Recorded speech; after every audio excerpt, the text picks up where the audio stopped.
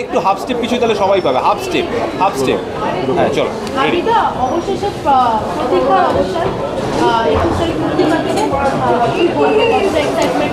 আমি যখন এখানে ঢুকছি তখন আমাকে দাঁড়া এক মিনিট, ঠিক তুই আয় এখানে আয় না তুই, আমি তোকে বলছি ঠিক না। আচ্ছা হ্যাঁ, আমি যখন এখানে ঢুকছিলাম তখন আমাকে তোদের বন্ধুবান্ধব আমি এক্ষুনি দেখতে পাচ্ছি না, ওরা জিজ্ঞেস করছিল ফাইনালি। আমি এই ফাইনালি এরকম বলিস না, এরকম নয় যে আমরা আশা ছেড়ে দিয়েছিলাম তা নয়। তবে হ্যাঁ, ছবিটা 2023-এ শ্যুট করা হয়েছিল, তো আমরা সকলে অপেক্ষা করছিলাম যে কবে শ্যুটটা রিলিজ করা যায়। সেরকম একটা প্ল্যানিং। অফকোর্স আমাদের যিনি প্রযোজক কে এবং তার টিম এবং ছবির সঙ্গে যারা যুক্ত আছেন তারা এই আলোচনাটা মাঝে মধ্যেই উঠছিল। যেটা হলো যে আমাদের একটা দারুণ খবর আমরা ইতিমধ্যে পেয়ে গেলাম অগাস্ট মাসে, যে 2023-এ যে ন্যাশনাল অ্যাওয়ার্ড, তাতে বেস্ট বেঙ্গলি ফিল্ম ডিফ্রিজ। এটা দারুণ আনন্দের খবরও ছিল এবং একটা খুবই উত্তেজিত হয়ে গেছিলাম আমরা সবাই, খুবই খুশি গর্বিত হয়েছিলাম। তো তখন থেকে আমরা আবার মনে হলো যে যখন এরকম একটা মানে ভারতবর্ষের অন্যতম বলবো না, আমি সব থেকে বড় এবং গুরুত্বপূর্ণ যে পুরস্কার, সেখানে তারা জুরি মেম্বার্স যারা আছেন বা যারা আছেন তারা তো প্রত্যেকেই দিগ্গজ লোক, তারা যখন এরকম একটা সার্টিফিকেট দিলেন যে this is the best film, তাহলে এবারে আমরা যদি চেষ্টা করি দর্শকদের কাছে যদি ছবিটা আনতে। তো 21শে নভেম্বর রিলিজ করছি ছবিটা। আমরা যেটা বারবারই আমিও বলছি বারবার যে আমরা খুবই খুশি আনন্দিত যে ছবিটা ন্যাশনাল অ্যাওয়ার্ড পেয়েছে, কিন্তু আমরা যাদের জন্য ছবি বানাই দর্শকদের জন্য, তাদের দরবারে এবার আসতে চলছে ছবিটা। সো তাদের মতামত, তাদের কতটা ভালো লাগলো, তাদের আদৌ ভালো লাগলো কি না, তাদের কী মতামত সেটা জানার জন্য এবার আমরা উদ্গ্রীব হয়ে আছি।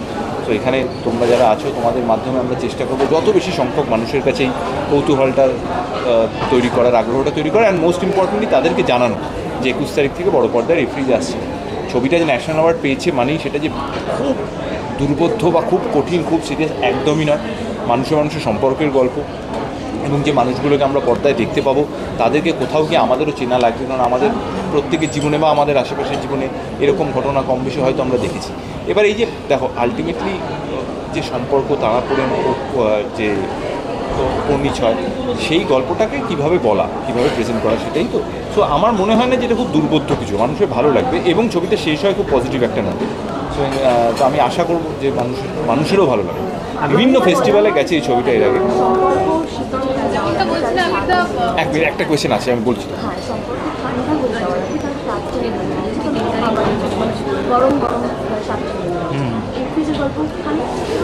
না সেরকম নয়, তবে ডিফ্রিজ নামটা কেন সেটা আমার সিনেমা দেখলেই বোঝা যাবে। আমার মনে হয়, আমার ধারণা যে অর্জুন কিন্তু গল্পটা স্ক্রিপ্টটা কমপ্লিট করার পরে নামটা দিয়েছে, এবং আমরা মূলত 3টে স্তরে গল্পটা দেখতে পারি।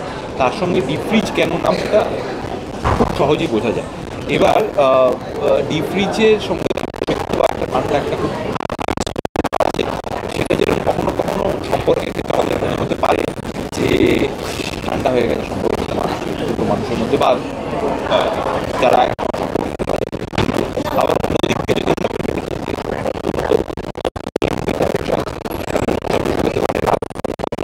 যখন আমাদের চোটাঘাত লাগে তখন কিন্তু বরফ আমাদের দারুণ আরাম দেয় এবং কোথাও গিয়ে আমাদের নিরাময়ের ব্যবস্থাও করে, তো সেটাও হতে পারে। তো সেটা আমি এখন বলছি না যে সেটা ঠিক কোনটা বেশি অ্যাপ্লিকেবল ফর দ্য ফিল্ম, সেটা দেখার জন্য বা জানার জন্য তো 21শে নভেম্বর বরফই কাজ করে। কারণ আমার মাঝে মধ্যে ওয়ার্কআউট করতে চুকিয়ে যখন চোট লাগে আমি দেখেছি, এটা আমার ট্রেনারও আমাকে বলে, আমরা লাইটার নোট বলি যে ice pack heals you like nothing, খুব হ্যাঁ মনের ব্যথা আছে আমার। মনের ব্যথার ক্ষেত্রে মিউজিক খুব হেল্প করে আমার।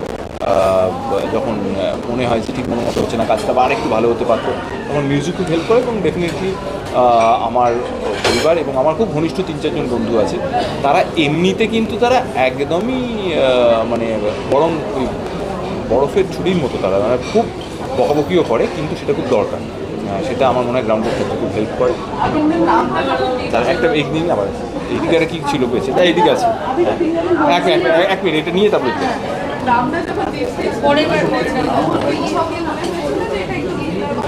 না গল্পটাই তো শুনি, আমি গল্পটাই মানে গল্পের নাম এবং গল্পটাই পড়ে শুনেছি। আমি যখন আমায় যখন অর্জুন অফার করে তখন আমার একটু ডেট ইস্যুজও ছিল এবং আমার স্ক্রিপ্টেরই কিছু অবজারভেশন ছিল, আমি তখন ঠিক মানে কী বলবো মত দিইনি।